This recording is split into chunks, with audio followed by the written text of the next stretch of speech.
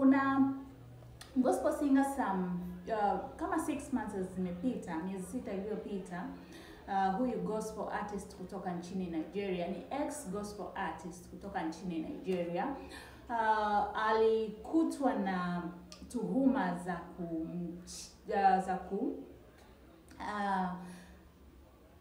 I don't know if I'm supposed to say this kwenye TikTok. Anyway, alimuua girlfriend wake kwa kumtenganisha kichwa na kiwiliwili, na baada ya kumtenganisha kichwa na kiwiliwili akamkatakata. Na ilikuwa ni story inayohuzunisha sana, na ili trend sana TikTok na kwenye mitandao mingine ya kijamii. So hiyo sio story ninayotaka kuzungumzia leo. Huyu gospel artist Timi Lane ameonekana kwenye kesi yake nchini Nigeria. Ilikuwa nadhani ni session zinaendelea za hiyo kesi yake ya mauaji, na this guy, you can imagine, akaonekana kwenye kamera akisali. Yuko kwenye courtroom lakini anasali, anamwomba Mungu. So what caught my attention ni zile the comment section. So this is the comment section, and hizi ni comment ambazo caught my attention. Comment ya kwanza ilikuwa inatoka kwa Uriel, ambapo Uriel alisema, God, please ignore. Just ignore. Mungu, achana na haya maombi, usimsikilize huyu mtu.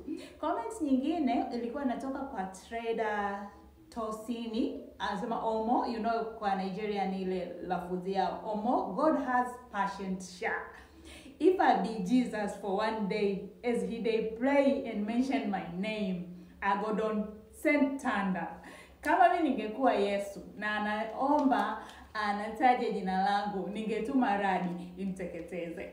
So this was so hilarious.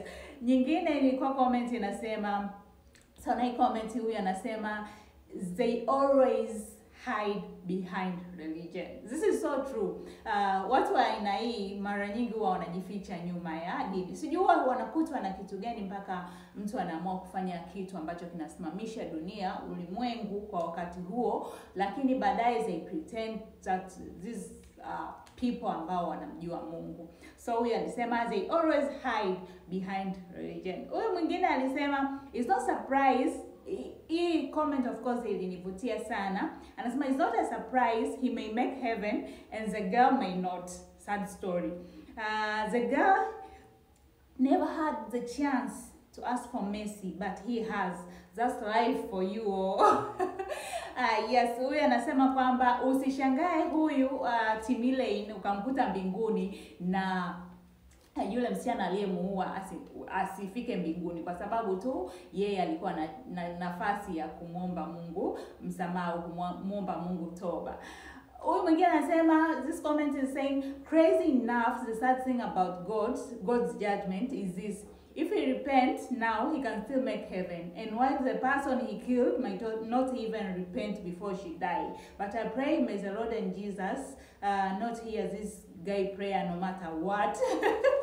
In Jesus name. Huyu anamwomba Mungu asisikilize haya maombi ya huyu mtu, kwa sababu kama mtu umepata nafasi ya kuomba rehema, unaweza kujikuta unasamehewa na Mungu, na yule aliyemuua asiweze kusamehe au kupata nafasi ya kumwomba Mungu msamaha, maybe kwa sababu hatukuwepo kwenye eneo la tukio. Huyu mwingine Jetman 007 comment yake inasema, God is merciful. Hii of course nilipenda, it is so true kwamba God is merciful, your sins are forgiven, but you have to face the consequences of your action on Esa. If you're found guilty of such acts, the probability of you repeating it is very high. So true. Nasema kwamba Mungu wetu ni wa rehema, anaweza kumsamehe bla bla bla, lakini kama akikutwa na makosa anatakiwa pay for it. Kama uliua kwa upanga, utakufa kwa upanga. So nilipenda alivyomalizia huyu mtu, alisema kwamba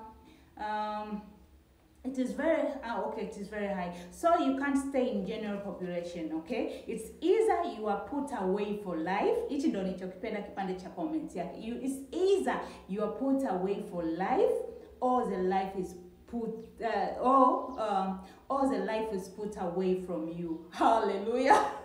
Akamalizia na hallelujah. Kwa hiyo ni mawili, either they put you away for life, yani wakufungie huko maisha yako yote, au your life should put away from you. Tuchukue maisha yako. Najua Nigeria huwa wananyonga kwa kesi za mauaji. I'm not so sure, lakini nasikiaga huwa wananyonga.